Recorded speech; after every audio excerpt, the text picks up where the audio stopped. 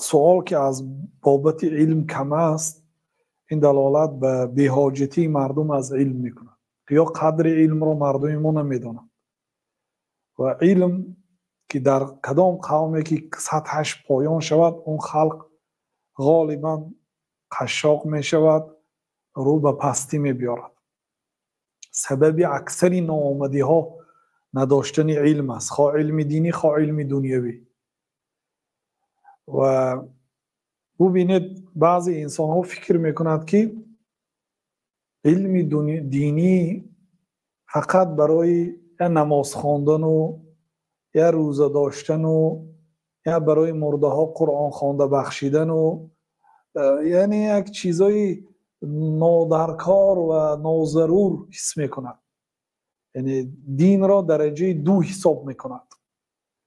ببینید در صحیح بخاری و مسلم از حدیث ابو هریره رضی الله عنه آمده است که حضرت گفتند که جناب رسول الله صلی الله علیه و سلم چنین گفتند: کانت بنو اسرائیل تسوسهم الانبیاء كلما هلك نبی خلفه نبی و انه لا نبی بعدی و سیکون خلفاء فیکثرون.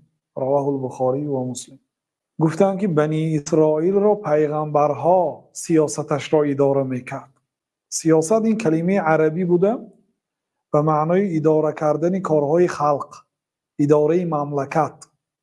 این سیاست هست. این علمی هست که در قرآن فراوان است. حتی یک روز قرآن خوانده برآمده میگه قرآن به اینکه یک کتاب اخلاقی و آدابی و کتاب دینی باشد، بیشتر به کتاب سیاست مانند است. راست میگه. کانت بنو اسرائیل تسوسهم الانبیاء. ببینید بنی اسرائیل را سیاستش در دست پیغمبرها بود. هر وقت که یک پیغمبر از دنیا گذشت، الله تعالی پیغمبری دیگر عوض میداد و بعد من دیگه پیغمبر نیست. گفتم حضرت رسول الله صلی الله علیه و آله آخری پیغمبرها سیکون خلفاء فیکثرون. بعد من خلفا می بیاد، گفتم جاینشین ها و آنها بسیار می شوند. مقصد این است که یعنی این عالم اکثری احوالش پیغمبرها و بعد وفات پیغمبرها دیندارها سیاست در دست آنها بود. فکر نکنید که امروز مسلمان هایی که حال به چشمتان میبینید ضعیف هستند و در زیر فرمان دیگرها هستند. مسلمان ها یک گمور همین خیل بودند.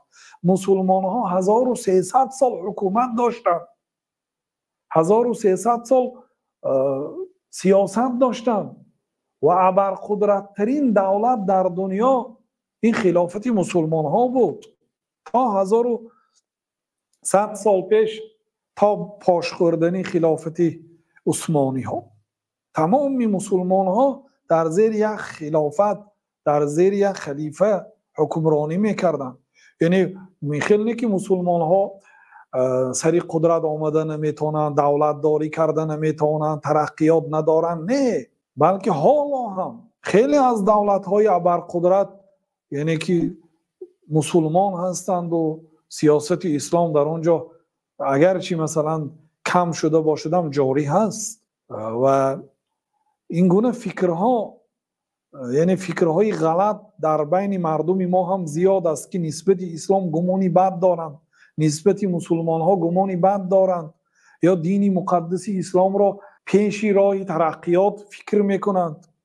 و حضرت سعدی میگن که گر نبیند بروز شب پر چشم، چشمه آفتاب را چی گناه. اگر کورشپرک در روز نبیند عیب آفتاب چیست؟ میگن بعضی انسان ها مثل کورشپرک دین مقدس اسلام و بزرگی های او را نمیبینند، دین اسلام را یک دینی پسمانده فکر میکنند.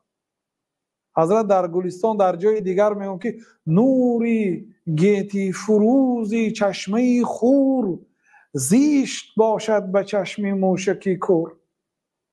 نوری تمام دنیا را روشن کننده خور، یعنی صیغه پس یعنی کلمه خورشید نصفش ذکر کردن. خور به معنای خورشید. نور گیتی فروز آفتاب خورشید، زیشت باشد به چشم موشکی کور. کورموش که در روبروی آفتاب چشم کشیده نمیتواند، آفتاب در نظر او شوم است.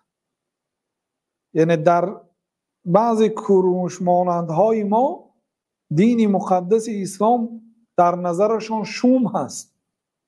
دین اسلام را سبب تمامی بدبختی ها میدانند، حالا که دین مقدس اسلام دین رشد است، دین ترقیات است، دین پیشروی است، دینی که ترغیب به علم دین و دنیا میکند.